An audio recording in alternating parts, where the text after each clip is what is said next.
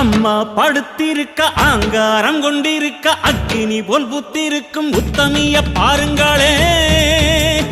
நீட்டி படுத்திருக்க நீதி சொல்ல காத்திருக்க ஈசான பொட்டலிலே மாசாணி பாருங்களே.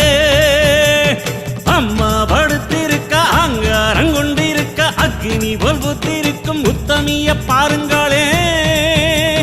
நீட்டி படுத்திருக்க நீதி சொல்ல காத்திருக்க ஈசான பொட்டலிலே மாசாணி பாருங்களே.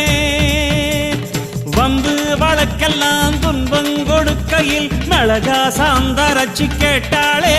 நாம கலங்காம மாசாணி காத்தாளே.